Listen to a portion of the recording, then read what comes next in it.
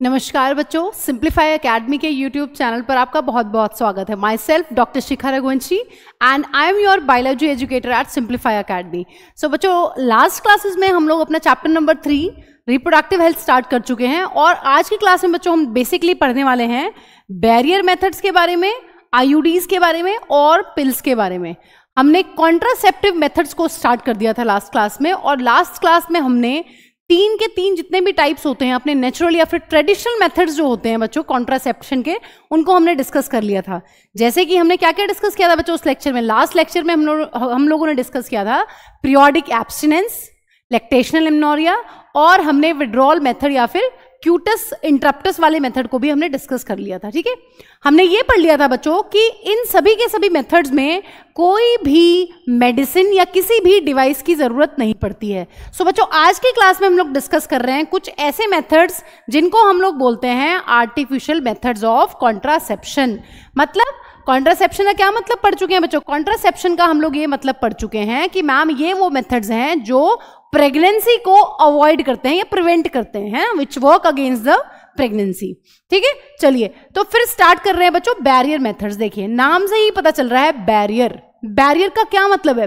Barrier का मतलब है मैम कोई दीवार या कुछ बीच में कुछ ऐसा लगा दिया गया है जिससे दो चीजों को मिलने में दिक्कत हो रही है। देखिए यहां पर क्या होता है, यहां पर बच्चों ओवम और स्पर्म ये आपस में ना मिल पाए, इसलिए इनके बीच में लगा दिया गया है बच्चों एक फिजिकल बैरियर।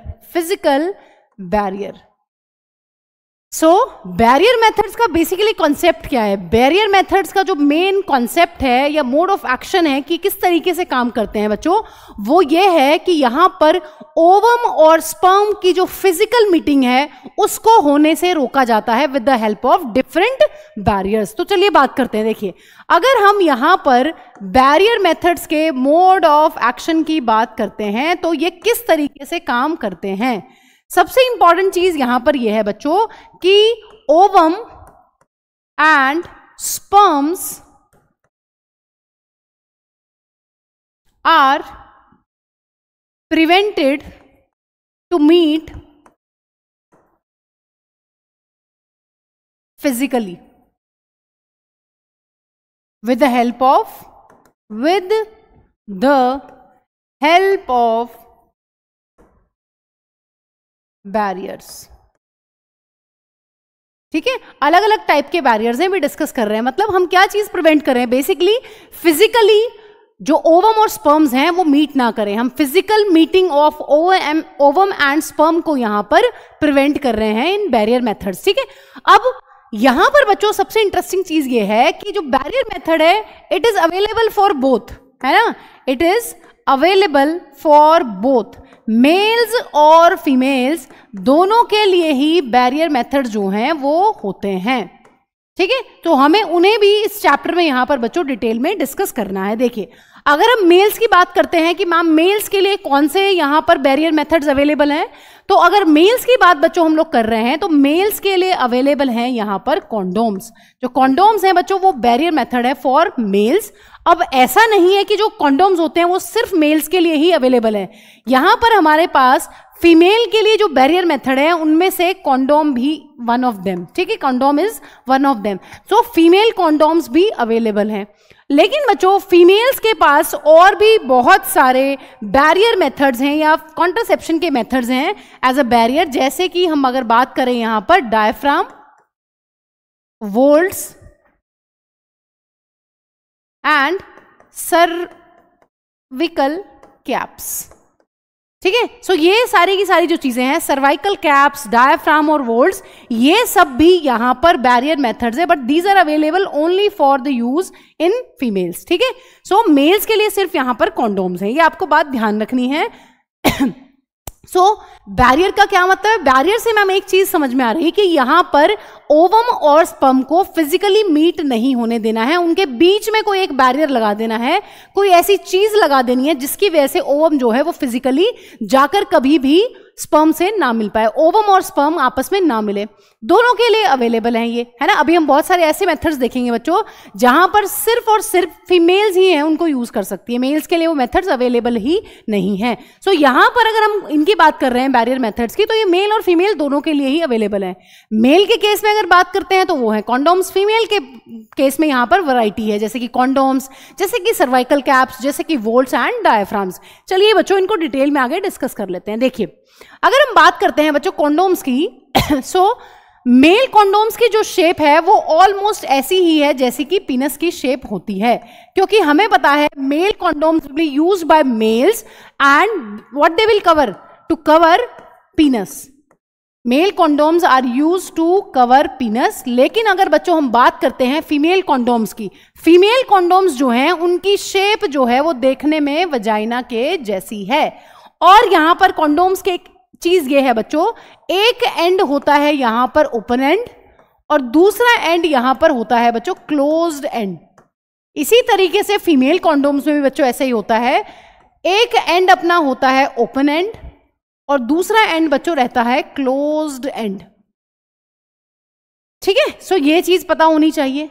अब यहां पर फीमेल कॉन्डोम्स किस पार्ट को कवर करते हैं? Female condoms are used to cover vagina as well as cervix. बच्चों काफी इंपॉर्टेंट पॉइंट है, ये हमें ध्यान रखना है, क्योंकि अभी हम पढ़ने वाले हैं सर्वाइकल कैप, वोल्ट्स और डायफ्राम्स के बारे में। तो वहां पर हम देखेंगे कि वो सिर्फ और सिर्फ कवर करते हैं किसको बच्चों? सिर्फ सर्विक्स को, नॉट वेजाइना। सो यहां पर ये काफी एक मेजर डिफरेंस है अपने बैरियर मेथड्स में which are used by females. So ये चीज हमें पता होनी चाहिए कि जो मेल कॉन्डोम्स होते हैं they are used to cover penis male के केस में, एंड अगर फीमेल कॉन्डोम्स की बात करते हैं तो they are used to cover vagina as well as cervix. अब यहां पर अगर बात करते हैं, देखिए अब होता क्या है, कॉन्डोम्स को बेसिकली बच्चों यूज किया जाता है before sexual intercourse. Sexual intercourse या क्वाइटस से पहले मेल और फीमेल जो है जिसको भी यूज कर रहे हैं कॉन्डोम, वो अपने इन पार्ट्स के ऊपर उनको वियर करते हैं। कॉन्डोम्स को अगर हम बात करते हैं मेल की, तो male will wear a condom over its penis and female जो है she will wear female condom over vagina and cervix. ठीक है, वो इंसर्ट करेंगे। अब यहां पर सबसे इंटरेस्टिंग चीज ये है बच्चों, जो सिक्रीशंस होती हैं बॉडी की, अगर हम बात करते हैं मेल की, जो सीमन है, इसकी हेल्प से जो सीमन है वो कभी भी फीमेल की बॉडी में एंटर नहीं करेगा। सीमन जो है एक मेल का जब मेल जब इंसेमिनेट कर रहा होगा फीमेल की बॉडी को, सो वो सारा का सारा जो इजैकुलेशन है बच्चों वो इसी कॉन्डोम के अंदर रहने वाला है। सो यहां पर एक बहुत बड़ा एडवांटेज ये होता है बच्चों कॉन्डोम्स का कि कभी भी जो बॉडी फ्लूइड्स हैं या सीमन है या जो स्पर्म्स हैं वो कभी भी फीमेल की बॉडी में एंटर ही नहीं करते हैं। फीमेल की बॉडी में कोई भी इजैकुलेशन नहीं जाती है, मतलब फीमेल की बॉडी जो है वो इंसेमिनेट नहीं होती है with the help of condoms. ठीक है, सेक्सुअल इंटरकोर्स तो होगा, कोई इंटरप्शन भी नहीं होगा बीच में, लेकिन यहां पर कभी भी फ्लूइड का एक्सचेंज नहीं होता है। इसी वजह से बच्चों condoms are most advantageous, because यहां पर कभी भी सीमेन जो है वो फीमेल की बॉडी में नहीं जाता है, जिसकी वजह से कोई भी सेक्सुअली ट्रांसमिटेड इंफेक्शन के चांसेस यहां पर नहीं बनते हैं। सो एक इंपॉर्टेंट चीज यहां पर लिखिए, used condoms are used before coitus, condoms are used before coitus so that semen cannot enter into female reproductive tract, so that semen cannot enter into female reproductive tract. जो सीमेन है वो कभी भी फीमेल के रिप्रोडक्टिव ट्रैक्ट में बच्चों नहीं जाता है। इसी वजह से यहां पर कोई भी फ्लूइड का एक्सचेंज नहीं हो रहा है।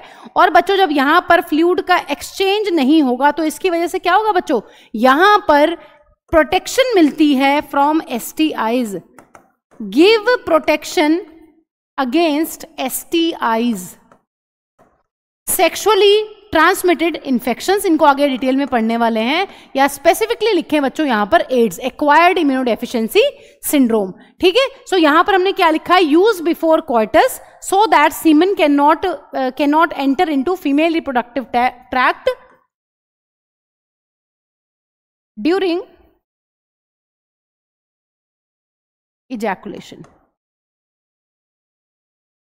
ठीक है, इजैकुलेशन तो होगा, इजैकुलेटेड सीमेन जो है वो सीमेन तो रिलीज होगा, लेकिन यहाँ पे जो सीमेन है, इजैकुलेटेड सीमेन जो है वो सिर्फ यहीं पर रहने वाला है कॉन्डोम के अंदर ही, वो कभी भी फीमेल की बॉडी में एंटर नहीं करेगा। ऐसे ही वहां पर बच्चों जो सिक्रीशंस है वो एक्सचेंज ही नहीं होंगी। ठीक है, सो ये बातें हमें ध्यान रखनी है, ये बहुत इंपॉर्टेंट चीज है कि यहाँ पर हमें प्रोटेक्शन मिलती है STI से। हमने पढ़ा भी था, हमने क्या पढ़ा था बच्चों कि एक आइडियल कॉन्ट्रासेप्टिव वो होता है जो प्रोटेक्शन देता है अगेंस्ट व्हाट, अगेंस्ट STIs, है ना, सेक्सुअली ट्रांसमिटेड इन्फेक्शंस। तो ये बात हमें यहाँ पर इंपॉर्टेंट बात है, ये चीज हमें यहाँ पर ध्यान रखनी है। ठीक है बच्चों, चलिए अब यहां पर एक बच्चों नाम याद कर लीजिए, NCERT ने एक यहां पर नेम दिया हुआ है, मेल कॉन्डोम्स की एक ब्रांड है, पॉपुलर ब्रांड निरोध, इंडियन ब्रांड है, Indian brand of male condoms, निरोध। ठीक है, सो यहां पर इंपॉर्टेंट चीज ये ध्यान रखनी है कि यहां पर प्रॉपर तरीके से सेक्सुअल इंटरकोर्स हो रहा है, लेकिन जो इजैकुलेटेड सीमन है वो कभी भी फीमेल की बॉडी में नहीं जाता है, इसीलिए यहां पर प्रिवेंट हो जाती हैं सारी की सारी सेक्सुअली ट्रांसमिटेड डिजीजेस या फिर sexually transmitted infections. I hope बच्चों ये आपको विजिबल है, लेट मी चेक, हाँ ये विजिबल है। ठीक है, सेक्सुअली ट्रांसमिटेड इन्फेक्शंस। ठीक है, चलिए अब बात करते हैं आगे। अब बात कर लेते हैं बच्चों कुछ बेसिक फीचर्स की कि मैम अगर हम बात कर रहे हैं कॉन्डोम की तो वो कॉन्डोम किस चीज का बना हुआ है। देखिए, कॉन्डोम की अगर बेसिक प्रॉपर्टी की हम बात करते हैं, it is made up of what, thin rubber, बहुत ही पतली रबर का बना होता है, या फिर लेटेक्स शीट। ठीक है, ये इसकी कॉम्पोजिशन होती है, चाहे मेल कॉन्डोम हो चाहे फीमेल कॉन्डोम हो, बहुत ही पतली रबर से बना हुआ होता है। दूसरी इंपॉर्टेंट चीज है बच्चों, they are disposable, condoms are disposable. Disposable का मतलब है they can not be reused, आपको डिस्पोज ऑफ करना पड़ेगा, कैन नॉट बी रीयूज्ड। अभी हम पढ़ने वाले हैं बच्चों, अगर हम फीमेल्स के केस में और बैरियर मेथड्स की बात करते हैं, जैसे कि वोल्ट्स, जैसे कि सर्वाइकल कैप्स, जैसे कि डायफ्राम्स, उनको हम रीयूज कर सकते हैं, but condoms can not be reused. इसलिए यहां पर लिखा गया है कि दे आर डिस्पोजेबल। तो ये चीज ध्यान रखनी है कि डिस्पोजेबल का मतलब क्या है।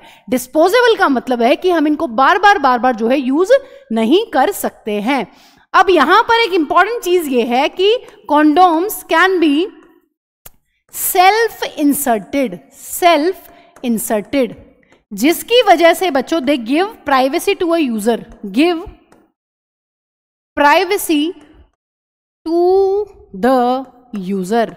जो यूजर है वो खुद ही कॉन्डोम्स को सेल्फ इंसर्ट कर सकता है, खुद ही कॉन्डोम्स को यूज कर सकता है, उसमें उसे किसी भी डॉक्टर, नर्स या किसी और की हेल्प की जरूरत नहीं है। इसलिए यहां पर एक बहुत ही इंपॉर्टेंट फीचर है जो आइडियल कॉन्ट्रासेप्टिव का फीचर था बच्चों, they give privacy to the user. So यहां पर एक काफी इंपॉर्टेंट चीजें हैं जो हमें ध्यान रखनी है। ठीक है बच्चों, चलिए हमें क्या क्या पता होना चाहिए कॉन्डोम्स के बारे में। हमें कॉन्डोम्स के बारे में ये पता होना चाहिए कि ma'am they are one of the barrier methods, male और फीमेल दोनों के लिए ही कॉन्डोम्स अवेलेबल है। मेल कॉन्डोम्स जो हैं they are used to cover penis during sexual intercourse. अगर हम फीमेल कॉन्डोम्स की बात करते हैं, they are used to cover vagina as well as cervix. ठीक है, इन केस ऑफ फीमेल, ये बात ध्यान रखनी है। कभी भी जो सीमेन है, इजैकुलेटेड सीमेन जो है, वो कभी भी फीमेल की बॉडी में एंटर नहीं करता है। Ejaculated semen remain inside what, male condoms, है ना। कॉन्डोम के अंदर ही जो है इजैकुलेशन होने वाला है, यहां पर किसी भी तरीके का सीमेन एक्सचेंज नहीं होता है। इसीलिए बच्चों यहां पर एक इंपॉर्टेंट एडवांटेज ये है कि यहां पर सेक्सुअली ट्रांसमिटेड इन्फेक्शन से बच्चों छुटकारा है यहां पर। सो ये काफी इंपॉर्टेंट चीज है, क्योंकि अब आगे हम इस चैप्टर में डिटेल में पढ़ने वाले हैं कि सेक्सुअली ट्रांसमिटेड डिजीजेस जो है वो कितनी खतरनाक होती हैं, किस तरीके से जो है लोग इसमें ग्रस्त अगर हो जाएं एक बार तो बहुत ही मुश्किल है उनकी लाइफ। ठीक है, सो उस चीज से यहां पर छुटकारा आपको मिल रहा है, तो काफी इंपॉर्टेंट है। किस चीज के बने हुए हैं बच्चों कॉन्डोम्स? कॉन्डोम्स जो है मैम वो बने हुए हैं एक थिन रबर मटेरियल के। ये डिस्पोजेबल होते हैं, हम इनको दोबारा यूज नहीं कर सकते हैं। ये प्राइवेसी देते हैं एक यूजर को, क्योंकि यूजर को किसी भी दूसरे पर्सन की यहां पर हेल्प की जरूरत नहीं है। They are self inserted. ठीक है, खुद से ही एक यूजर जो है इनको यूज कर सकता है। तो ये काफी इंपॉर्टेंट पॉइंट्स हैं बच्चों, हमें ध्यान रखने हैं। देखिए, अब हमें ये पता चल गया है कि मैम अगर बैरियर मेथड की बात करते हैं तो मेल्स के लिए तो सिर्फ यहां पर कॉन्डोम्स अवेलेबल हैं, लेकिन अगर हम फीमेल्स की बात करते हैं कॉन्डोम्स तो हैं, साथ ही साथ हमारे पास और भी बहुत सारे बैरियर मेथड्स हैं, जैसे कि डायफ्राम बच्चों, जैसे कि सर्वाइकल कैप्स और जैसे कि बच्चों यहां पर वोल्ट्स भी जो हैं वो अवेलेबल हैं, ठीक है, फीमेल्स के केस में। अब देखिए सबसे इंपॉर्टेंट पॉइंट बच्चों यहां पर यह है कि diaphragm, cervical caps and vaults they are just simply used by only females, used only by females, used only by females. बहुत इंपॉर्टेंट पॉइंट है, मेल्स के लिए कोई भी वोल्ट्स, डायफ्राम्स वगैरह वगैरह वगैरह नहीं है, ठीक है। These are simply barrier methods used by females, ठीक है। पहली इंपॉर्टेंट चीज, यूज्ड ओनली बाय फीमेल्स। किस चीज के बने हुए हैं बच्चों? ये भी बने हुए हैं made up of thin rubber, या फिर ये भी बने हुए हैं बच्चों रबर से। आप यहां पर देख भी सकते हैं, ठीक है। यहां पर इनकी शेप को ध्यान से देखिए, क्योंकि जो इनका इंपॉर्टेंट रोल है वो यहीं से आपको क्लियर हो जाएगा, ठीक है। फीमेल्स यूज करती हैं सिर्फ, और ये बने होते हैं बच्चों थिन रबर मटेरियल के। थिन या सिर्फ रबर मटेरियल भी लिखेंगे तो आपका काम बन जाएगा। These are made up of materials. अब यहां पर बच्चों एक एडवांटेज है ओवर कॉन्डोम्स। कॉन्डोम्स भी जो है वो बैरियर मेथड्स हैं। सर्वाइकल कैप की बात करिए, वोल्ट्स की बात करिए, या फिर आप डायफ्राम की बात करिए, ये भी बैरियर मेथड्स हैं और फीमेल्स इनको यूज करती हैं सिर्फ, ठीक है। यहां पर ओवर कॉन्डोम्स एक इंपॉर्टेंट चीज ये है बच्चों, they are reusable, they are reusable. Reusable का क्या मतलब है बच्चों? Can be used again and again, ठीक है। इनको हम बार बार जो है यूज कर सकते हैं। ये कॉन्डोम्स की तरह डिस्पोजेबल नहीं है कि एक बार यूज किया और फेंक दिया। इनको हम वॉश करके दोबारा से भी can reused, they can be reused. So यहां पर ये इंपॉर्टेंट फीचर है ओवर कॉन्डोम। अब अगर बात करते हैं कि मैम फिर यूज कैसे करे जाते हैं, हाँ जी, इनको कहां इंसर्ट करते हैं? They are inserted into the female reproductive tract, they are inserted into the female reproductive tract to cover. सबसे इंपॉर्टेंट चीज बच्चों जो इनको डिफरेंट करता है from condoms, to cover only cervix, to cover only cervix. यहां पर अगर वेजाइना मिल जाएगा नीट में लिखा हुआ स्टेटमेंट बेस्ड क्वेश्चन में तो वो गलत है, आपको ये चीज ध्यान रखनी है। मेल कॉन्डोम्स पीनस को कवर करते हैं, फीमेल कॉन्डोम्स जो हैं वो सर्विक्स और वेजाइना दोनों को कवर करते हैं। लेकिन अगर हम बात करते हैं सर्वाइकल कैप, वोल्ट्स और डायफ्राम्स की, they just cover cervix, cervix cervix cervix. So ये चीज बच्चों हमें ध्यान रखनी है कि ये कवर करते हैं सिर्फ और सिर्फ सर्विक्स को। क्या हमेशा पहन के रखेंगे? नहीं, ठीक है। और दे आर यूज ड्यूरिंग कॉइटस या फिर सेक्सुअल इंटरकोर्स, ये बात ध्यान रखनी है, ऑफ कोर्स, ठीक है। They are used during sexual intercourse या कॉइटस। नेक्स्ट इंपॉर्टेंट चीज क्या है बच्चों? तो मैम यहां पर अगर हम कह रहे हैं कि they are a method of contraception, तो यहां पर इनका मोड ऑफ एक्शन कैसे है? देखिए, they prevent conception, prevent conception. Conception का मतलब हमें पता है, हम बहुत बार इसको डिस्कस कर चुके हैं। कंसेप्शन का मतलब होता है मैम प्रेगनेंसी। सो यहां पर जो ये अपने डायफ्राम वगैरह हैं, ये किस तरीके से कंसेप्शन से छुटकारा देते हैं? Prevent conception bye avoiding the entry of sperms into the, हाँ जी बच्चों, into the vagina, ठीक है। सो यहां पर जो मेथड है इनके काम करने का कि ये प्रेगनेंसी को कैसे अवॉइड करते हैं, सो ये यहां पर स्पर्म्स की जो एंट्री है इनटू द वजाइना या फिर सर्विक्स जो है, उनको ये बेसिकली सर्विक्स ही लिखेंगे बच्चों, क्योंकि हमें पता है कि मैम जब हम इनको यूज कर रहे हैं तो हम क्या कवर कर रहे हैं? हम सिर्फ और सिर्फ सर्विक्स को कवर कर रहे हैं। इसीलिए यहां पर हम मेनली लिखेंगे बच्चों कि प्रिवेंट कंसेप्शन और प्रेगनेंसी बाय अवॉइडिंग, या फिर better to write blocking, by blocking the entry of sperms into the cervix. एक बार इसका डायग्राम देख लेते हैं बच्चों, डायग्राम से हम इसको समझ लेते हैं। अगर हमें फीमेल रिप्रोडक्टिव सिस्टम याद है तो हमें इस तरीके का डायग्राम कुछ याद है कि मैम यहां पर इस तरीके से ये है अपना यूट्रस, और यहां पर जो यूट्रस का बॉटम मोस्ट पार्ट है उसको हम लोग बोलते हैं सर्विक्स, और इस तरीके से यहां पर ये है अपनी सर्वाइकल कैनाल।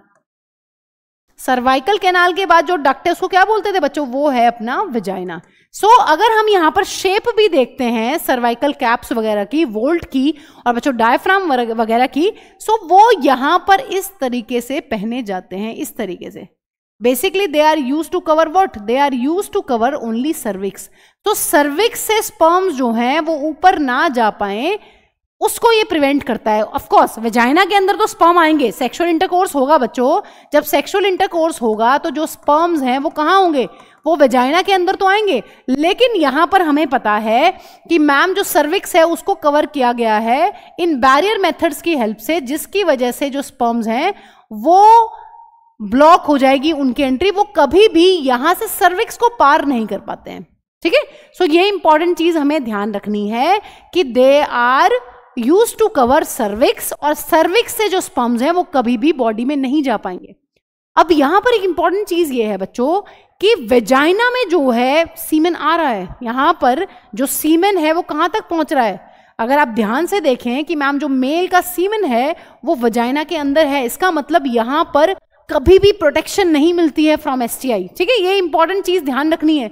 एक इमेजिनेशन सी बन जाती है दिमाग में कि हाँ कॉन्डोम्स से भी छुटकारा एसटीआई से, और सर्वाइकल कैप्स और वोल्ट्स डायफ्राम वगैरह जो है वो भी हमें सेक्सुअली ट्रांसमिटेड इन्फेक्शन से छुटकारा देते हैं, बट ऐसा नहीं है। ठीक है, आपको याद रखना है does not give protection from STI. STIs है ना, एसटीआई का क्या मतलब है बच्चों, एसटीआई का मतलब है ma'am sexually transmitted infections. Sexually transmitted infections ma'am वो होते हैं जो फैलते हैं सीमेन या फिर फ्लूइड एक्सचेंज से, है ना। बॉडी में फ्लूइड का कभी भी एक्सचेंज होगा तो तब ये बीमारियां फैलती हैं। यहां पर बिल्कुल भी इनसे प्रोटेक्शन नहीं है, ये चीज ध्यान रखनी है। अब बच्चों ये बैरियर मेथड जब हम यूज कर रहे हैं, जैसे कि सर्विकल कैप, जैसे कि वोल्ट्स, जैसे कि डायफ्राम्स, आपको मेरे साथ साथ इनके नाम क्लास में ही याद हो जाने चाहिए। यहां पर एक इंपॉर्टेंट चीज ये है, बहुत बार इनके साथ बहुत सारी क्रीम्स, जेलीज और फॉर्म्स यूज की जाती हैं जो होती हैं स्पर्मिसाइडल इन एक्शन। मतलब इन बैरियर के साथ साथ में कुछ क्रीम्स या जेलीज वगैरह अप्लाई की जाती हैं, जिसकी वजह से स्पर्म्स को और ज्यादा मारा जाता है, और जिसकी वजह से ये एक बेटर कॉन्ट्रासेप्टिव एफिशिएंसी देते हैं। ठीक है, देखिए क्या होता है यहां पर, स्पर्मिसाइडल क्रीम्स, जेलीज और foams are used along with these barriers to enhance contraceptive efficiency। मतलब इनके साथ इन बैरियर मेथड्स के साथ कुछ स्पर्मिसाइडल का मतलब होता है बच्चों स्पर्म, और साइडल वर्ड का मतलब है किलिंग। कुछ ऐसी क्रीम्स या फिर जेलीज या फिर फॉर्म्स यूज होती हैं बच्चों जो कि स्पर्म्स को बेटर किल करती हैं। मतलब अगर आप नॉर्मली किसी बैरियर को यूज कर रहे हैं, जैसे कि सर्विकल कैप, वोल्ट या डायफ्राम को, अगर इनके साथ आप किसी क्रीम को यूज कर लेंगे, स्पर्मिसाइडल क्रीम को, तो यहां पर ये एक बहुत अच्छा कॉन्ट्रासेप्टिव मेथड बन जाता है। क्योंकि अब आपने एक क्रीम भी अप्लाई करी हुई, आपको पता है कि मैम अगर हम इसे ही यूज कर रहे हैं तो यहां पर चांसेस बहुत कम है कि स्पर्म्स जो है वो वेजाइना को क्रॉस करके, सर्विक्स को क्रॉस करके यूट्रस में पहुंचेंगे, बहुत कम चांसेस हैं।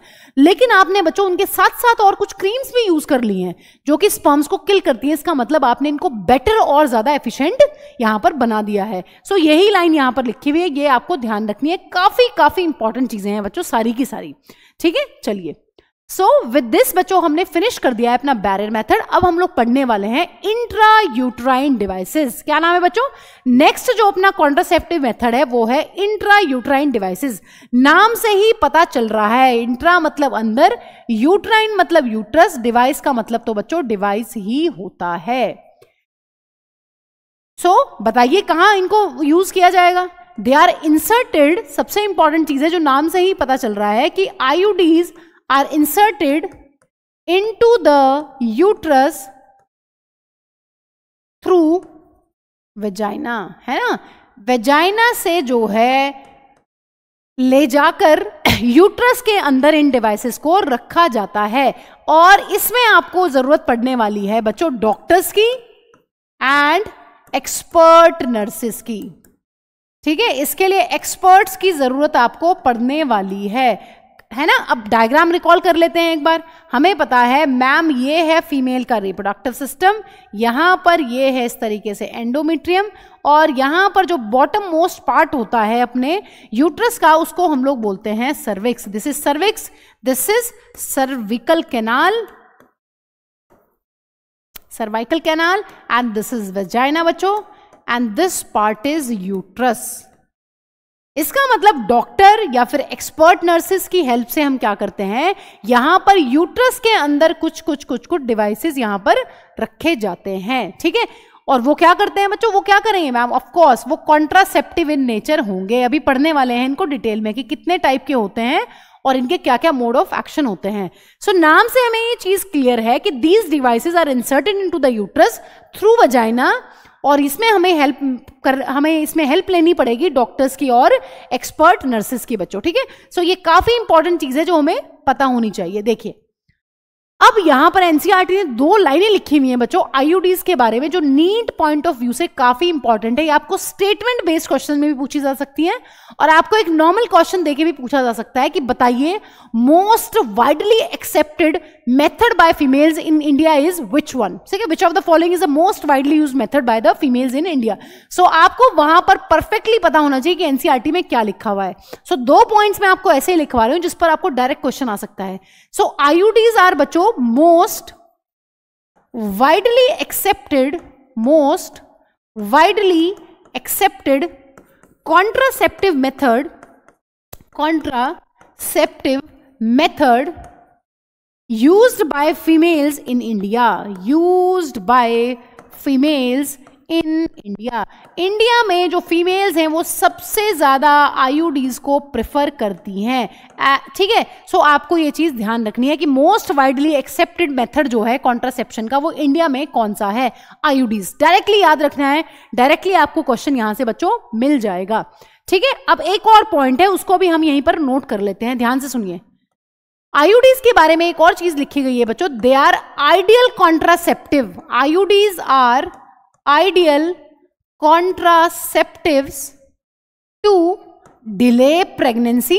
अगर आप प्रेगनेंसी को डिले करना चाह रहे हो, और to space children, मतलब आपको 2 बच्चों के बीच में गैप चाहिए। आपका एक बच्चा है अभी छोटा है, आप चाह रहे हैं कि उनके बीच में थोड़ा सा गैप हो 5-6 साल का, तो बेस्ट टू यूज आईयूडीज, क्योंकि आईयूडीज जो होती हैं बच्चों वो ऐसा कॉन्ट्रासेप्टिव मेथड है, अगर आपने एक बार आईयूडी लगवा ली इसका मतलब 3 या 5 या 7, 8, 10 सालों के लिए आपकी छुट्टी हो जाती है, ठीक है। मैक्सिमम 5 ईयर्स शायद है, 5 या 6 ईयर्स। सो आपको आईयूडी से ये फायदा हो जाता है कि बार बार कोई हर महीने, जैसे पिल्स जो हैं वो हर महीने आपको लेनी पड़ती है। कॉन्ट्रासेप्टिव की अगर बात करते हैं, कॉन्डोम्स वगैरह की, वो भी आपको यूज करना पड़ेगा हर बार, ठीक है। लेकिन यहां पर क्या है, यहां पर अगर आपने कोई आईयूडी यूज की हुई है तो आपकी कई सालों के लिए छुट्टी हो जाती है। सो अगर कोई कपल चाह रहा है कि उनके बच्चों के बीच में जो है गैप हो, ये बेस्ट मेथड है। अगर कोई कपल चाह रहा है कि अभी बच्चे नहीं चाहिए, they want to delay their pregnancy, ठीक है, तब भी ये आइडियल कॉन्ट्रासेप्टिव है। ये दोनों पॉइंट जो है एनसीईआरटी की डायरेक्ट लाइंस है बच्चों, आपको डायरेक्ट क्वेश्चन यहां से बन सकता है कि IUD is one of the most widely accepted method by the female in India, and IUDs are ideal contraceptive methods to space children, gap देना है अगर बच्चों के बीच में, और टू डिले प्रेगनेंसी, ठीक है। अगर प्रेगनेंसी को आप डिले करना चाह रहे हैं तो बेस्ट है, ठीक है। चलिए देखिए अब बात कर लेते हैं जो अपने आईयूडीज हैं बच्चों, ये फर्दर 3 टाइप हैं, इसमें 3 टाइप की आईयूडीज जो हैं वो अवेलेबल हैं। देखिए अगर हम सबसे बात करते हैं सबसे पहले आईयूडीज की, सो बच्चों they are non medicated, they are what, they are non medicated IUDs, या इन्हीं को हम बोलते हैं इनर्ट आईयूडीज, क्योंकि बच्चों यहां पर ना तो कोई केमिकल यूज होता है, ना ही यहां पर कोई हार्मोन यूज होता है, इसलिए इनको बोलते हैं नॉन मेडिकेटेड आईयूडीज या फिर इनर्ट आईयूडीज। इसी तरीके से बच्चों दूसरे अपने हैं कॉपर रिलीजिंग आयोडीज, और नीट के लिए बच्चों ये topic most most most important है, copper releasing IUDs. So let me write, this is the most important question. आप जब हम POIQs करेंगे सो आप देखिएगा कितनी बार यहां से क्वेश्चन आता है. ठीक है, सो पहले जो आयोडीज हैं वो है अपने नॉन मेडिकेटेड आयोडीज, दूसरा जो कैटेगरी है बच्चों वो है कॉपर रिलीजिंग आयोडीज, और तीसरी यहां पर है हार्मोन रिलीजिंग आयोडीज. ठीक है, सो यहां पर एक बार हम क्या करते हैं, एक बार हम इनके एग्जाम्पल्स भी देख लेते हैं. तो तीन कैटेगरी कौन सी हो गई है बच्चों, तीन कैटेगरी जो है वो हो गई है अपनी नॉन मेडिकेटेड यानी इनर्ट आयोडीज, दूसरी कैटेगरी बच्चों अपनी हो गई है कॉपर रिलीजिंग आयोडीज, और लास्ट कैटेगरी यहां पर अपनी बन गई है हार्मोन रिलीजिंग आयोडीज. अब इनके बच्चों एक एक एग्जाम्पल हम लोग देख लेते हैं. Examples are most most important. अगर हम बात करते हैं बच्चों नॉन मेडिकेटेड आयोडीज की, तो यहां पर हमें एक ही एग्जाम्पल लर्न करना है जो है अपना लिपीज लूप. लिपीज लूप जो है वो एक नॉन मेडिकेटेड आयोडी है. अगर कॉपर रिलीजिंग आयोडी की बात करते हैं तो बच्चों यहां पर हमारी एनसीईआरटी ने तीन एग्जाम्पल्स दिए हैं, तीनों काफी इंपॉर्टेंट है, कॉपर टी, कॉपर 7 और मल्टीलोड 375. मल्टीलोड 375 ऐसा लगता है जैसे किसी बहुत बड़ी गन का नाम है, मल्टीलोड है ना, मल्टीलोड 375. और हार्मोन रिलीजिंग में बच्चों हमें यहां पर याद करने हैं दो, जैसे कि प्रोजेस्टासर्ट एंड दूसरा है बच्चों अपना LNG20. LNG20 की जो है वो फुल फॉर्म है लेवोनोर गेस्ट्रल 20. ठीक है, सो ये बात हमें ध्यान रखनी है कि आई होप ये आपको विजिबल है. ठीक है, आई चेक, वेट, ये TREL लेवोनोर गेस्ट्रल विजिबल. ठीक है, LEVONORGESTREL लेवोनोर गेस्ट्रल 20. ठीक है, ये है. अब बेसिकली है क्या बच्चों, इन दोनों के अंदर जो है वो हार्मोन है अपना प्रोजेस्टेरॉन. इन दोनों के अंदर होता है ओनली प्रोजेस्टेरॉन हार्मोन.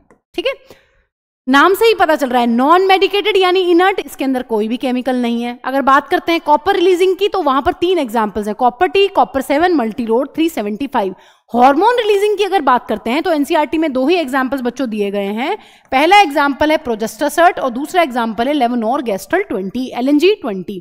तो एग्जाम्पल्स पता होने चाहिए क्योंकि बहुत बार ऐसा होता है डायरेक्ट एग्जाम्पल बेस्ड क्वेश्चन यहां पर पूछे जाते हैं. ठीक है, चलिए अब बच्चों हम लोग क्या करते हैं, एक एक करके तीनों के मोड ऑफ एक्शन को स्टडी कर लेते हैं कि मैम ये काम कैसे करते हैं. मोड ऑफ एक्शन, इनके काम करने का तरीका क्या है, क्योंकि यहां पर अगर हम बात करते हैं इस टॉपिक की बच्चों, इस टॉपिक में काफी इंपॉर्टेंट चीज है, आपको हर एक कॉन्ट्रासेप्टिव मेथड का ये पता होना चाहिए कि किस तरीके से यहां पर काम हो रहा है, किस तरीके से जो है ये कॉन्ट्रासेप्शन को कर पा रहे हैं, किस तरीके से ये सेप्शन को अवॉइड कर रहे हैं, प्रिवेंट कर रहे हैं. देखिए नॉन मेडिकेटेड या फिर इनर्ट आयोडीज, बच्चों बेसिकली ये क्या करते हैं, यहां पर जो इनर्ट आयोडीज हैं वो करती हैं फेगोसाइटोसिस ऑफ स्पर्म. क्या करती हैं बच्चों, यहां पर इंपॉर्टेंट चीज ये है, inert आयोडीज increase phagocytosis of sperms. Phagocytosis of sperms in the uterus. Uterus के अंदर स्पर्म्स को मारने का काम यानी कि खाने का काम जो करती हैं उनको हम कह रहे हैं नॉन मेडिकेटेड आयोडीज. इनके अंदर ना ही कोई कॉपर है ना ही कोई हार्मोन है, दे आर इनर्ट, कुछ भी कोई भी केमिकल नहीं है. इनका मोड ऑफ एक्शन क्या है, फेगो मतलब ईटिंग, साइटोसिस मतलब सेल. ये स्पर्म की जो सेल है उनको खा जाती हैं जैसे ही स्पर्म सेल जो है यूट्रस में घुसते हैं. ये रहा यूट्रस, सेक्सुअल इंटरकोर्स हुआ है और यहां पर है से फॉर एग्जांपल बहुत सारे क्या बच्चों, यहां पर है बहुत सारे स्पर्म्स. और अगर यहां पर होगा अपना लिपीज लूप. लिपीज लूप बच्चों देखने में ऐसा होता है, इसकी जो शेप है वो ऐसी सी होती है, कॉइल सा स्ट्रक्चर होता है और यहां पर इस तरीके से नीचे होते हैं इसमें थ्रेड्स. ठीक है, सो ये लिपीज लूप जो है ये यहां पर पड़ा हुआ है यूट्रस के अंदर. ठीक है, ये लिपीज लूप क्या है, लिपीज लूप जो है वो यूट्रस के अंदर इस तरीके से पड़ा हुआ है और यहां पर ये क्या कर रहा है बच्चों, ये बेसिकली मैम इन स्पर्म्स को, जो स्पर्म्स आ रहे हैं सर्विकल कैनाल को पार करते हुए, वेजाइना को क्रॉस करते हुए, ये उनको किल करने का काम करता है. ठीक है, सो ये है यहाँ पर mode of action of inert IUDs. अब बात कर लेते हैं बच्चों कॉपर रिलीजिंग आयोडीज की, कि जो मैम अपनी कॉपर रिलीजिंग आयोडीज हैं इनका क्या मोड ऑफ एक्शन है। अब कॉपर रिलीजिंग आयोडीज के बच्चों एक डायग्राम हमारी एनसीईआरटी में दिया हुआ है जिसमें है अपना कॉपर टी। ठीक है, ये क्या है, ये टी शेप का एक कोई मटेरियल है, इसके ऊपर कॉपर की वायर को जो है इस तरीके से लपेट रखा है। ठीक है, और यहां पर इस तरीके से बच्चों दो थ्रेड लाइक स्ट्रक्चर्स भी होते हैं। बेसिकली होता क्या है तो ये इंट्रायूट्राइन डिवाइस ही बच्चों। यहां पर क्या होगा, इस तरीके से ये किसी फीमेल का बच्चों यूट्रस है, ठीक है, और यहां पर होने वाली है एंडोमेट्रियम। और हमें पता है ये क्या होता है बच्चों, कैविटी को क्या कहते हैं, कैविटी का नाम होता है मैम यूटेराइन कैविटी। इस यूटेराइन कैविटी के अंदर बच्चों डालते हैं कॉपर टी को। ये जो पूरा का पूरा है इसको यहां पर इस तरीके से एक फीमेल की बॉडी में जो है यूट्रस में जो है वो डाल दिया जाता है, और यहां से जो थ्रेड लाइक स्ट्रक्चर्स बच्चों निकलते हैं उन थ्रेड लाइक स्ट्रक्चर्स को इस तरीके से हैंगिंग छोड़ दिया जाता है। ठीक है, वेजाइना के अंदर जो है वो इस तरीके से थ्रेड लाइक स्ट्रक्चर्स लटके रहते हैं ताकि एक फीमेल जो है वो चेक करती रहे टाइम टू टाइम कि आईयूडी जो है वो अपने प्रॉपर प्लेस पे है या नहीं। सो इस तरीके से टी शेप का मटेरियल है, उसके ऊपर हमने कॉपर की वायर को जो है लपेट रखा है। सो ये हमारी कहलाती है बच्चों कॉपर टी। ठीक है, सो यहां पर इनका क्या मोड ऑफ एक्शन है, बेसिकली ये कैसे काम करते हैं, यहां पर बच्चों ये करते हैं बेसिकली दे आर क्या कर रहे हैं, ये स्पर्म्स की जो स्पीड है, स्पर्म्स की जो फर्टिलाइजिंग कैपेसिटी है बेसिकली उसको यहां पर बच्चों ये रिड्यूस करते हैं। सो यहां पर जो कॉपर आयंस हैं, copper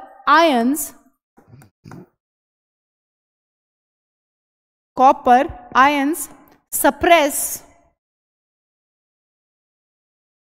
sperm motility.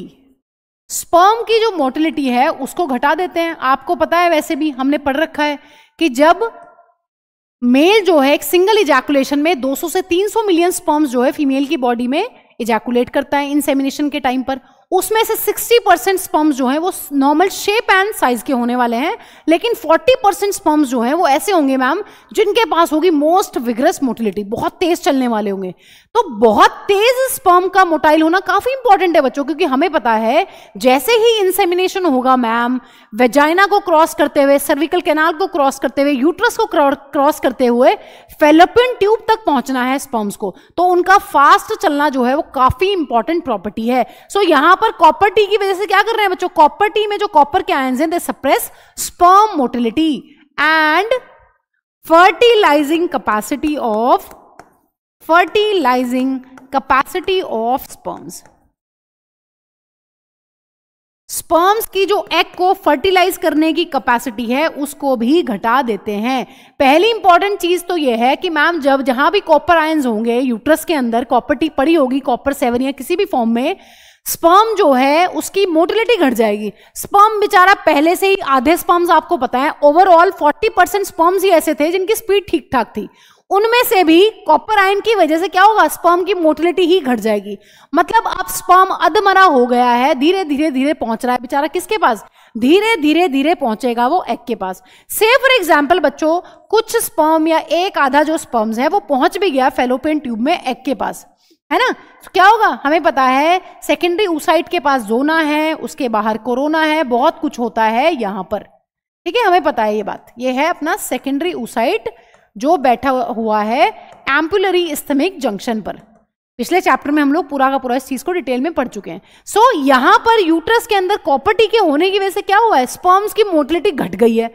Even in case बच्चों से इमेजिन कि मैम अगर एक आधा स्पर्म पहुंच भी गया, ये स्पर्म अगर यहां पर पहुंच भी जाएगा बच्चों तो भी ये कभी यहां पर फर्टिलाइज नहीं कर पाएगा, क्योंकि स्पर्म्स की जो फर्टिलाइजिंग कैपेसिटी है वो क्या हो गई है, स्पर्म की फर्टिलाइजिंग कैपेसिटी ही बच्चों यहां पर कम हो गई है। ये कभी भी अगर मान लो से फॉर एग्जाम्पल इसने कोरोना का भी क्रॉस कर दिया, लेकिन ये जोना पेलिसुडा की मेम्ब्रेन को कभी भी जाकर नहीं वो कर पाएगा, उसको उसमें इम्प्लांट इम्बेड ये नहीं हो पाएगा। इसका मतलब कभी भी यहां पर जो सेकेंडरी oocyte की मेम्ब्रेन है जिसको हम लोग कहते हैं वाइटलिन मेम्ब्रेन, वो कभी भी डीपोलराइज नहीं हो पाएगी। इसका मतलब मैम जो कॉपर आयंस है वहां पर उन्होंने सारी कहानी खत्म कर दी है। पहले स्पर्म की मोटिलिटी कम कर दी है, इन केस स्पर्म पहुंच भी जाता है तो वो जोना, कोरोना और वाइटल मेम्ब्रेन को कभी भी टच ही नहीं कर पाता है, मतलब डीपोलराइजेशन जो है पॉसिबल नहीं है, यहां पर फर्टिलाइजेशन होगा ही नहीं। ठीक है, तो फर्टिलाइजिंग कैपेसिटी का मतलब है कि सेकेंडरी oocyte को जाकर छू भी नहीं पाएगा स्पर्म, क्योंकि वो कोरोना और जोना को क्रॉस नहीं कर पाता है। ठीक है, सो यहां पर ये बातें आपको पता होनी चाहिए कि हो क्या रहा है। अब बात करते हैं बच्चों अपने हार्मोन रिलीजिंग आईयूडीज की, कि हार्मोन रिलीजिंग आईयूडीज जो है मैम वो कैसे काम करती है। देखिए, अगर हम बात करते हैं हार्मोन की तो यहां पर हमें पता है कि जो हार्मोन रिलीजिंग आईयूडीज है मैम, उनमें बेसिकली कौन सा हार्मोन है, यहां पर बेसिकली प्रेजेंट है बच्चों अपना प्रोजेस्टेरोन हार्मोन। देखिए, यहां पर दो तरीके से काम होता है। फर्स्ट इंपॉर्टेंट चीज ये है, जो बच्चों प्रोजेस्टेरोन है ये ऑल्टर करता है, it alter the cervical mucus quality, या हम लिख लेते हैं alter the quality of cervical mucus, जिसकी वजह से यहां पर या तो नहीं हो पाती है, ये रिटार्ड हो जाती है। क्या बच्चों? स्पर्म प्रिवेंट और रिटार्ड मोटिलिटी ऑफ स्पर्म्स। ठीक है, सो यहां पर पहली इंपॉर्टेंट चीज ये है कि अगर मैम प्रोजेस्टेरोन जो है वो ज्यादा होगा, प्रोजेस्टेरोन ज्यादा होने की वजह से जो है सर्वाइकल म्यूकस की जो क्वालिटी है वो क्या हो जाएगी बच्चों, वो हो जाएगी चेंज, जिसकी वजह से यहां पर जो स्पर्म्स हैं उनको कर दिया जाता है रिटार्ड या फिर प्रिवेंट, ताकि वो मोटाइल ना हो पाए या फिर उनकी एंट्री ना हो पाए। तो यहां पर बेटर हम क्या लिख लेते हैं बच्चों, प्रिवेंट और retard the entry of sperms. ठीक है, प्रिवेंट और retard the entry of sperms. ठीक है, देखिए अब इसका एक डायग्राम बना के समझ लेते हैं। इसका डायग्राम हम पिछले चैप्टर में पढ़ के आए हैं। ये हमें पता है ये क्या है बच्चों, ये है अपना यूट्रस, ये है अपनी वेजाइना, और यूट्रस के सबसे अंदर वाली वॉल को हम लोग क्या बोलते हैं बच्चों, एंडोमेट्रियम, और इस यूट्रस का जो बॉटम मोस्ट पार्ट है उसको क्या बोलते थे, उसको बोलते हैं मैम हम लोग सर्विक्स, और उसके कैनाल का नाम है सर्विकल कैनाल। ये चीज हमने पिछले चैप्टर में भी बहुत बार डिस्कस करी है, और यहां पर भी हमें ये बिल्कुल ही क्लियर होना चाहिए कि किस तरीके से आईयूडीज या कोई भी कॉन्ट्रासेप्टिव मेथड जो है वो काम कर रहा है। देखिए, हमने ये पढ़ा था कि प्रेगनेंसी के टाइम में मैम क्या होता है, प्रेगनेंसी के टाइम में यहां पर जो सर्विकल म्यूकस है उसका प्लग जो है वो बहुत ज्यादा थिक हो जाता है। क्या पढ़ा था बच्चों हमने लास्ट चैप्टर में ये पढ़ा है कि यहां पर सर्वाइकल म्यूकस का एक प्लग बनता है प्रेगनेंसी के टाइम में, प्लग ऑफ सर्वाइकल म्यूकस, और ये बहुत होता है थिक, जिसकी वजह से क्या होता है बच्चों, जिसकी वजह से मैम जो स्पर्म्स हैं वो नहीं जा पाते हैं यूट्रस में। ठीक है, ध्यान से समझिए। इसका मतलब यह है कि जो हमारी हार्मोन रिलीजिंग आईयूडीज हैं उनके अंदर जो मेन हार्मोन है वो है अपना प्रोजेस्टेरोन, या फिर यहां पर सिर्फ और सिर्फ होता है प्रोजेस्टेरोन। अब प्रोजेस्टेरोन अगर हम बात करते हैं नॉर्मली प्रेगनेंसी के टाइम पर हमारी बॉडी में प्रोजेस्टेरोन का लेवल काफी हाई होता है, जिसकी वजह से ये होता है नेचुरली। प्रेगनेंसी के टाइम पर यह चीज नेचुरल होती है कि सर्वाइकल म्यूकस जो है वो काफी थिक हो जाता है, वो एक प्लग बना लेता है ताकि यहां से स्पर्म्स जो है वो ऊपर ना जा पाए, क्योंकि फीमेल जो है ऑलरेडी प्रेग्नेंट है। अब हम यहां क्या कर रहे हैं, हम यहां पर प्रोजेस्टेरोन को हार्मोन रिलीजिंग आईयूडीज की फॉर्म में यूज कर रहे हैं। अभी हम प्रेग्नेंट नहीं है, लेकिन हम नहीं चाहते कि प्रेगनेंसी हो। सो यहां पर अगर आप बच्चों ऐसे आईयूडीज को यूज करते हो जिनके अंदर बहुत ज्यादा प्रोजेस्टेरोन है, जिसकी वजह से यहां पर क्या होता है, सर्विकल कैनाल के अंदर जो म्यूकस होता है, सर्विकल म्यूकस, उसका प्लग जो है वो मोटा हो जाता है, जिसकी वजह से स्पर्म्स ना जा पाए। अगर स्पर्म्स कभी भी यूट्रस में नहीं जा पाएंगे तो कभी भी कंसेप्शन होगा ही नहीं। तो यहां पर ये हम इंड्यूस कर रहे हैं इस चीज को, जो प्रेगनेंसी के अंदर नेचुरली होता है हमारी बॉडी में, प्रोजेस्टेरोन की हेल्प से वही चीज हम यहां करवा रहे हैं जबरदस्ती, क्योंकि हमें अभी प्रेगनेंसी नहीं चाहिए। सो यहां पर अगर हम मोड ऑफ एक्शन की बात करते हैं, एक मोड ऑफ एक्शन तो ये है बच्चों कि जो अपने हार्मोन रिलीजिंग आईयूडीज होते हैं, they alter the quality of cervical mucus, वो उसको थिक कर देते हैं ताकि जो स्पर्म्स हैं अपने, वो स्पर्म्स कभी भी ना जा पाए यूट्रस के अंदर। ठीक है, दे रिटार्ड और prevent the entry of sperms into the uterus. अब दूसरी बात कर लेते हैं। देखिए, दूसरा फंक्शन यहां पर यह है बच्चों, इसी को एनसीईआरटी में जो अपना फर्स्ट चीज दी हुई ना बच्चों, उसको इस तरीके से एनसीईआरटी में लिखा गया है, alter the quality of cervical mucus तो लिखा ही गया है, यहां पर एक दूसरे तरीके से इसको यह लिखा गया है कि hormone releasing IUDs, it makes cervix hostile to the sperms.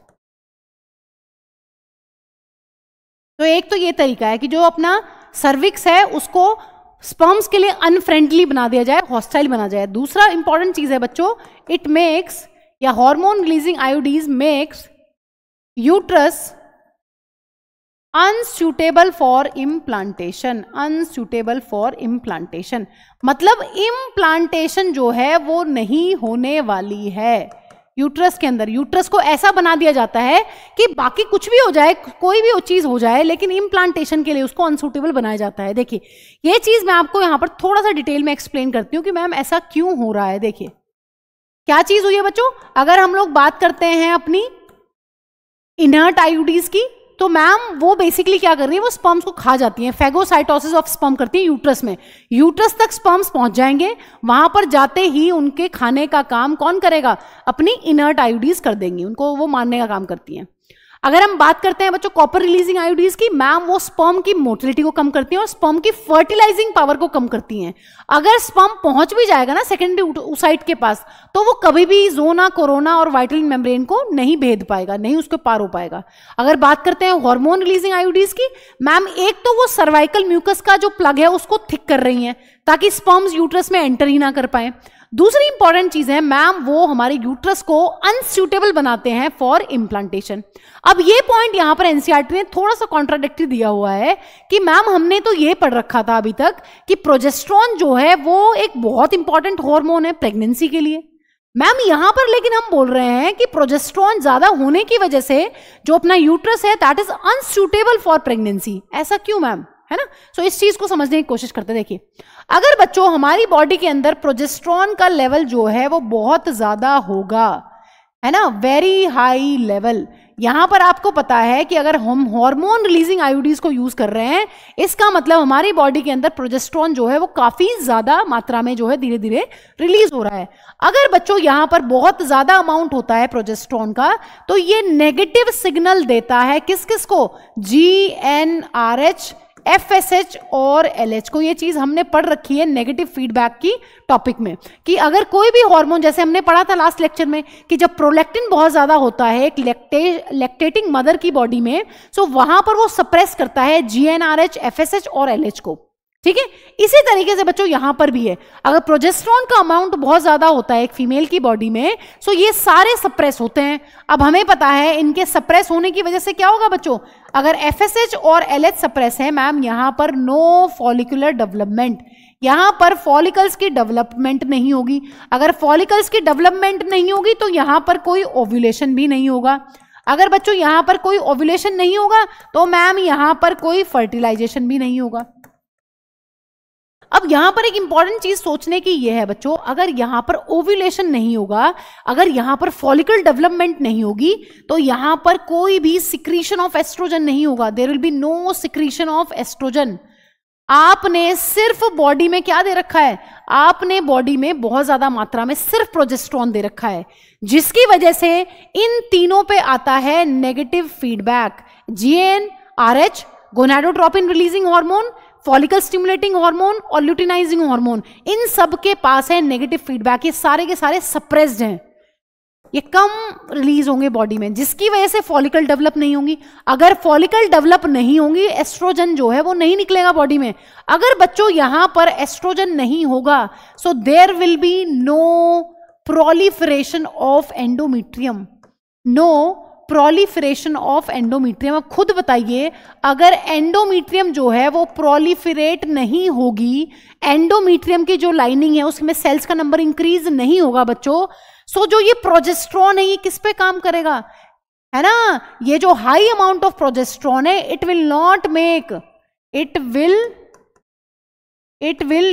Make endometrium secretory.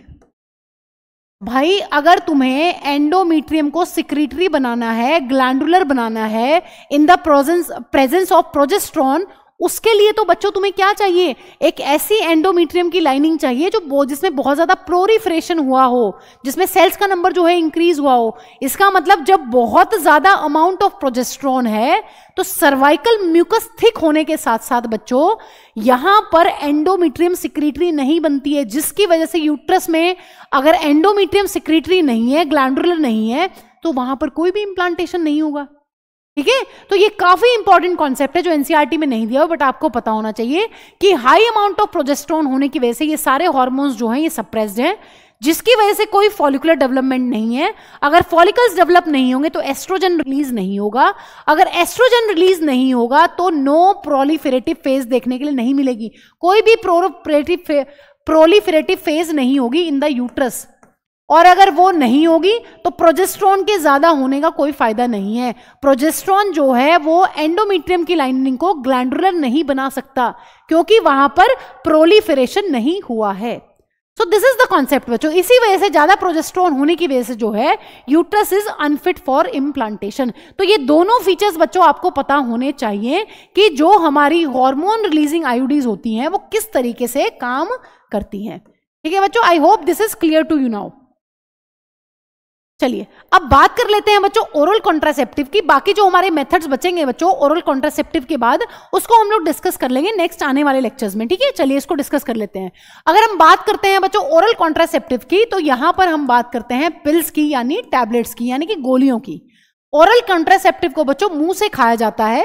Condoms को देखिए हमने अपने ऑर्गन्स पे उनको यूज किया, जैसे कि पीनस, जैसे कि वेजाइना और सर्विक्स। ठीक है, फिर हमने बात करी है आईयूडीज की, उनको यूट्रस में रखा जाता है। ठीक है, अलग अलग टाइप के आईयूडीज हैं, जैसे कि हमने यहाँ पर बहुत सारे आईयूडीज को डिटेल में डिस्कस कर लिया है।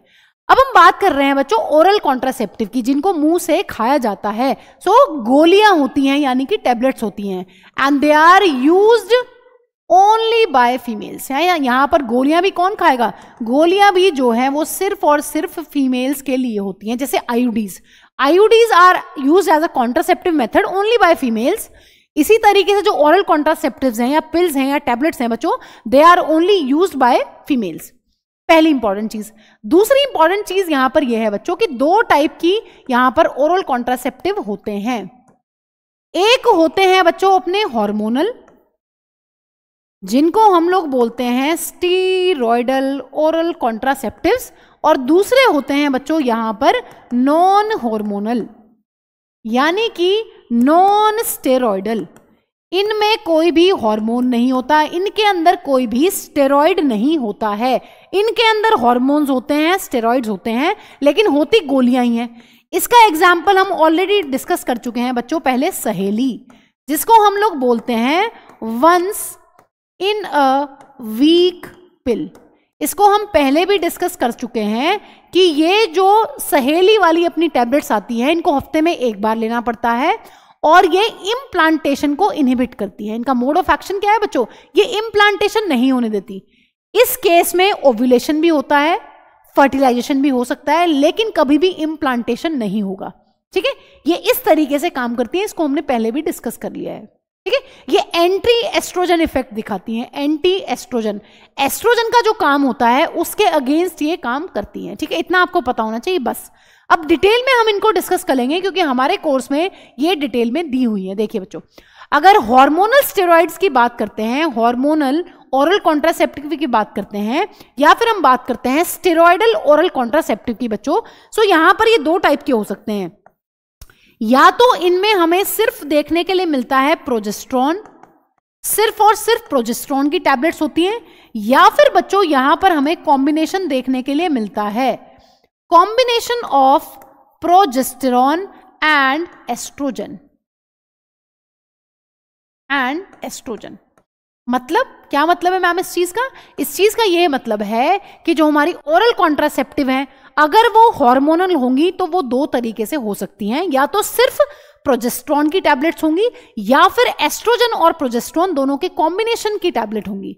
और अगर नॉन हार्मोनल की बात करते हैं तो वो है हमारी सहेली। हमने इसको पहले भी पढ़ रखा है, किसने डेवलप करी है बच्चों, it is the product of CDRI Lucknow India, central drug research institute ने ये बनाई है। ठीक है, अब हम इनको डिटेल में आगे डिस्कस कर लेते हैं। देखिए अब अगर हम बात करते हैं कि मैम ये पिल्स हमें कैसे लेनी पड़ती है, देखिए जितना भी हम डिस्कस करेंगे आगे वो सबका सब हम चीजें डिस्कस करने वाले हैं अबाउट हार्मोनल यानी कि स्टेरॉयडल पिल्स के बारे में।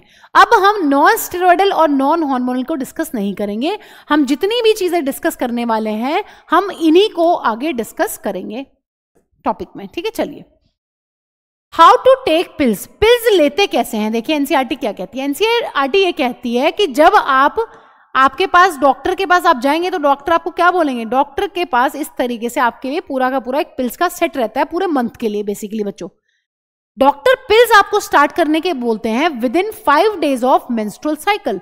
तो जब भी हमें पिल्स लेना स्टार्ट करना है तो यहां पर एक इंपॉर्टेंट चीज ये है कि start taking pills with in first 5 days of menstrual cycle, with in first 5 days of menstrual cycle. जब आपके मेंसेस स्टार्ट हुए हैं या फिर आपकी मेंस्ट्रुअल साइकिल स्टार्ट हुई है, आपकी ब्लीडिंग स्टार्ट हुई है, उसके 5 दिन के अंदर अंदर ही बच्चों आपको क्या करनी है, टैबलेट लेनी स्टार्ट कर देनी है। से फॉर एग्जाम्पल आपने ये वाली टैबलेट स्टार्ट करी, ठीक है, ये आपने टैबलेट लिए, से फॉर एग्जाम्पल आपकी जो मेंस्ट्रुएशन है वो स्टार्ट हुई है 1 मई से, और ये हम कब खाएंगे बच्चों पिल्स, पिल्स हमें पता है हम क्या पढ़ रहे हैं, हम पढ़ रहे हैं मैम कॉन्ट्रासेप्टिव मेथड्स। जब कोई लेडी ये नहीं चाहती है कि वो प्रेग्नेंट हो या प्रेगनेंसी हो तो वो पिल्स यूज कर रही है। अब क्या करना है आपको, आपकी से फॉर एग्जाम्पल 1 मई से मेंस्ट्रुएशन स्टार्ट हुई है तो डॉक्टर प्रेफर करते हैं कि फर्स्ट 5 days तक 1 मई से 5 मई के बीच में आप कभी भी इनको स्टार्ट कर लीजिए। से फॉर एग्जाम्पल ये आपने फर्स्ट टैबलेट ली है, ठीक है, अब आप क्या करेंगे, आपने से फॉर एग्जाम्पल 2 मई से स्टार्ट करिए, 2 मई से आपने खानी स्टार्ट करी है पिल्स, तो आपको 2nd, 3rd, 4th, 5th इस तरीके से 2 मई को ये ली, 3rd मई को ये लेनी है, 4th, 5th, 6th, 7th, 8th, 9th, 10th, 11th, 12th, 13, 14, 15, 16, 17, 18, 19, 20 और 21। इस तरीके से आपको क्या करना है बच्चों, लगातार आपको क्या करना है, लगातार आपको इस तरीके से जो है पिल्स लेनी है। अब यहां पर आप देखिए मैंने यहां पर लिखा है बेसिकली आपको ये वाली यहां पर बैठेगा 21। हुआ क्या एक्चुअली, मैंने आपको ये बताया है कि 1 मई से लेकर 5 मई के बीच में आप कभी भी पिल स्टार्ट कर सकते हैं, तो आपने 2 मई से पिल स्टार्ट करी है, 2 मई से आपने अपनी फर्स्ट पिल स्टार्ट करी है, इसका मतलब सीक्वेंसिंग यहां पर ठीक कर लीजिएगा, ये आपकी 2 मई को आपकी फर्स्ट पिल है, ये आपकी 2nd, ये आपकी 3rd, 4th and so on, इस तरीके से ये हो जाएगी बच्चों आपकी 21st डे की पिल। मतलब आपको 21 दिन में ये 3 लाइनें जो हैं अपनी इसमें से खत्म करनी है। जो ये आपके पिल्स का सेट है इसमें से आपको क्या करना है बच्चों, इसमें से आपको खत्म करनी है ये 3 लाइनें, ये 21 दिन के लिए। इसका मतलब पिल्स को लेने का क्या तरीका है, पिल्स को हम मेंस्ट्रुअल साइकिल के 5 दिन में कभी भी स्टार्ट कर सकते हैं। अगर आपके मेंसेस जो है 1 मई से स्टार्ट हुए हैं तो आप 2 मई से टैबलेट लेना शुरू कर सकते हैं। फिर आपको 21 दिन तक लगातार लेनी है। फिर क्या करना है बच्चों, taken daily for the period of 21 days। 21 days तक आपको लगातार लेनी है, ठीक है। आपको क्या करना है, आपको पहले विद इन 5 days जब आपकी मेंस्ट्रुअल साइकिल आई है, मेंसेस आपके स्टार्ट हुए हैं, आप कभी भी ले सकते हैं 1 से 5 के बीच में। से फॉर एग्जाम्पल आपने 5 दिन के बीच में कभी भी स्टार्ट किया है, उसके बाद आपको कभी बीच में गैप नहीं लेना है बच्चों, आपको कॉन्टिन्यूअसली 21 दिन तक जो है वो टैबलेट्स खानी ही है, ठीक है। तो आपको ये 21 टैबलेट खा लेनी है लगातार, ठीक है। उसके बाद क्या करना है, उसके बाद लेंगे बच्चों gap, you have to take a gap of 7 days। अब ये जो 7 days हैं बच्चों इसमें आने वाली है मेंस्ट्रुएशन, यहां पर होगी मेंस्ट्रुएशन। अब देखिए क्या होता है, जैसे ही आपने 21 दिन तक टैबलेट खाई है बच्चों, आपने ये 1st, 2nd, 3rd लाइनें तीनों खत्म हो गई हैं आपकी मेडिसिन की 21 दिन तक, क्योंकि लगातार खानी है आपको।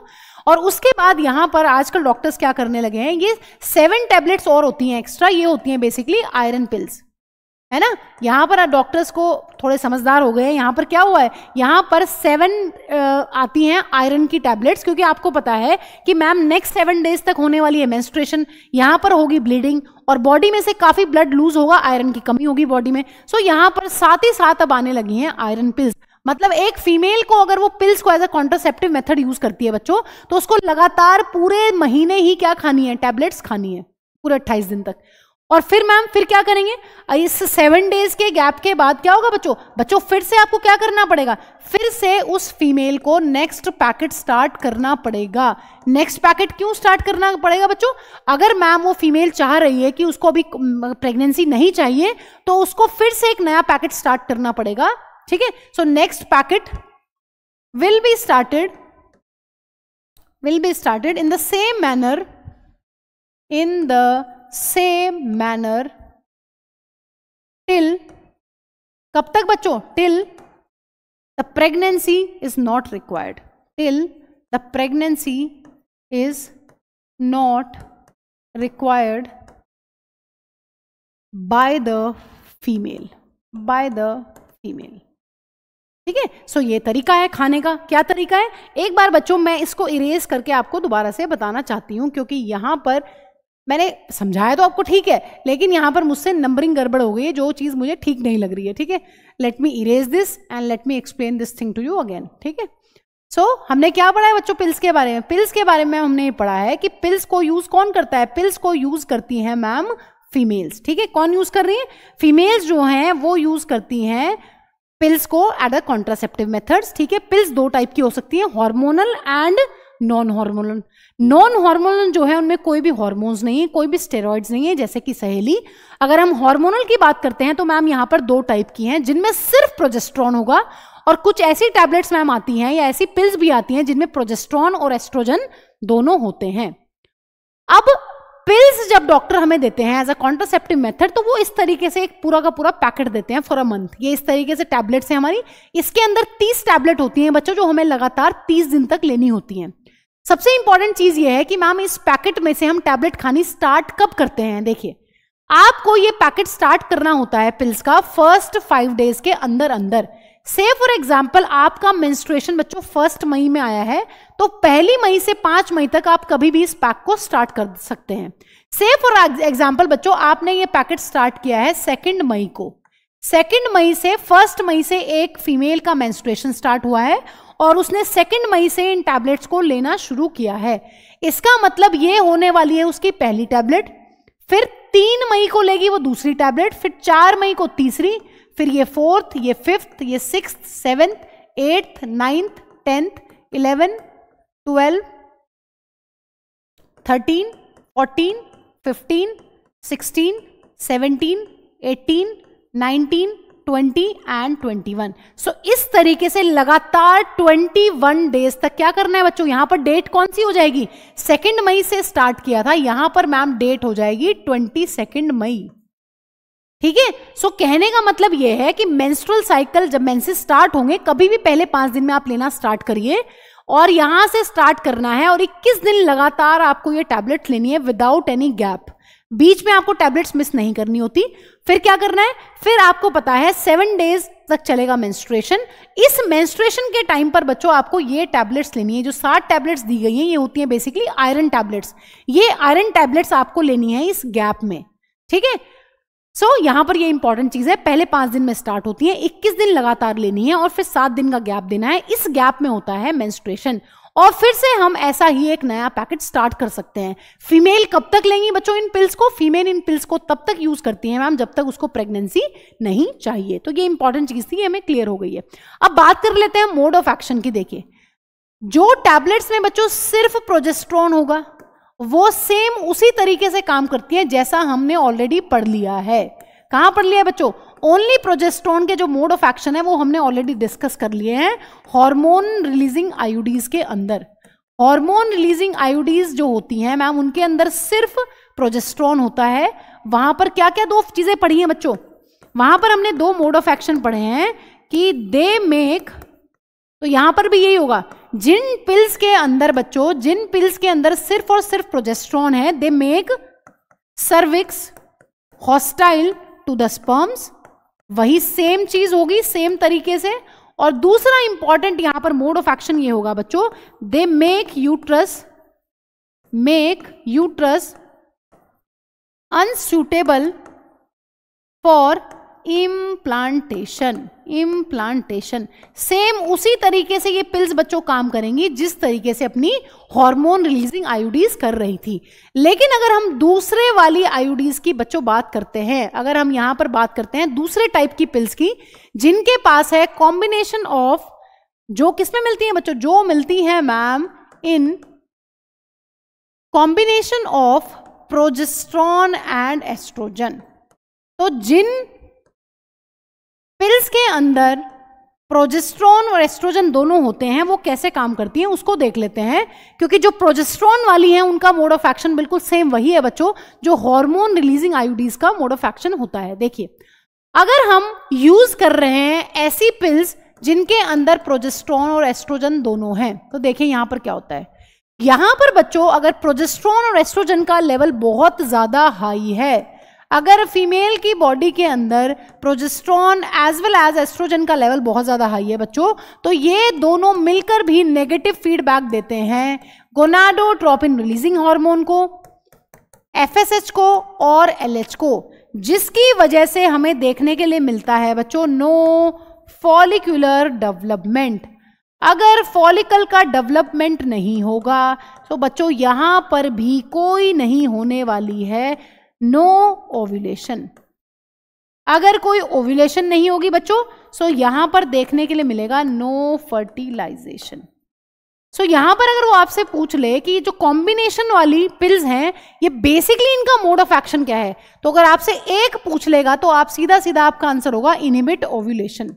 सबसे इंपॉर्टेंट फंक्शन जो है वो रहने वाला है अपना इनहिबिट ओव्यूलेशन। यहां पर जो पिल्स होती हैं जो कॉम्बिनेशन में मिलती हैं एस्ट्रोजन और प्रोजेस्टेरॉन के, जिस ऐसी पिल्स जिनके अंदर हमें प्रोजेस्टेरॉन और एस्ट्रोजन जो है वो कॉम्बिनेशन में मिलता है बच्चों, वो बेसिकली काम करती हैं बाय इनहिबिटिंग ओव्यूलेशन। ओव्यूलेशन को वो रोकती हैं, ये इंपॉर्टेंट चीज ध्यान रखनी है। अब बताइए, अब यहां पर तो मैम कुछ भी नहीं हो रहा है, जो हम कॉम्बिनेशन वाली टैबलेट्स ले रहे हैं यहां पर तो ma'am ovulation, fertilization, follicular development कुछ भी नहीं हो रहा है, ठीक है।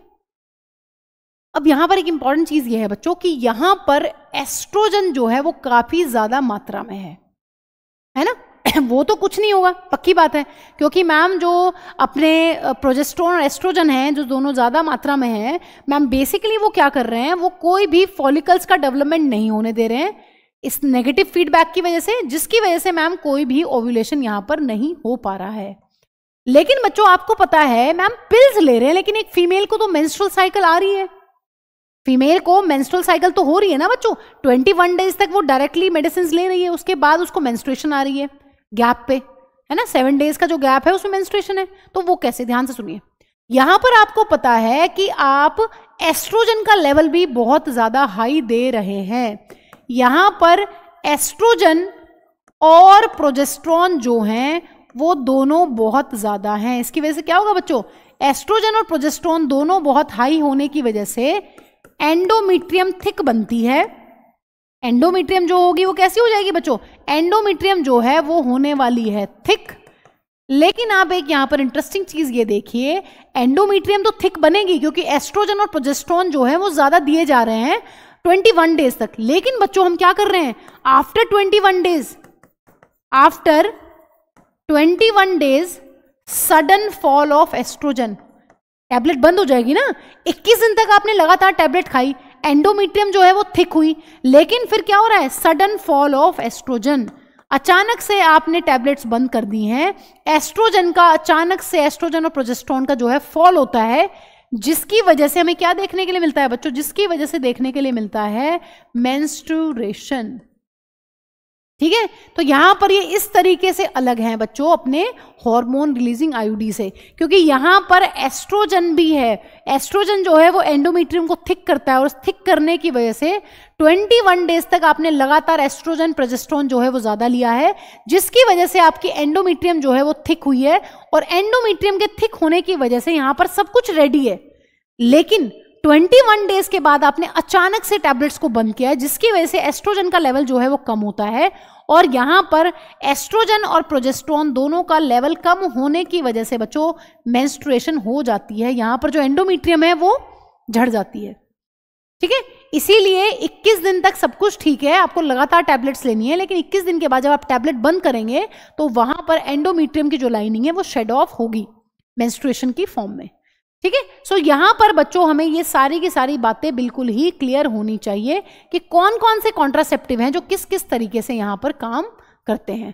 ठीक है। आई होप बच्चों आपकी आज की क्लास में आपको सभी चीजें समझ में आ गई होंगी, और बहुत कोई मुश्किल चीज नहीं है। अगर आप अच्छे से इसको मेमोराइज करने की कोशिश करेंगे तो आपको चीजें रिटेन भी रहेंगी। सो आज की क्लास में हमने क्या पढ़ा है बच्चों? बैरियर मेथड्स पढ़े हैं। बैरियर मेथड्स में हमने मेल और फीमेल कॉन्डोम्स पढ़े हैं, और सर्वाइकल कैप, वोल्ट्स और डायफ्राम्स पढ़े हैं इन केस ऑफ फीमेल।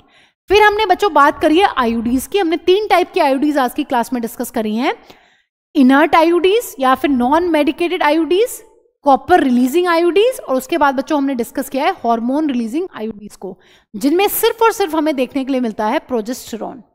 फिर हमने बच्चों लास्ट में डिस्कस किया है पिल्स।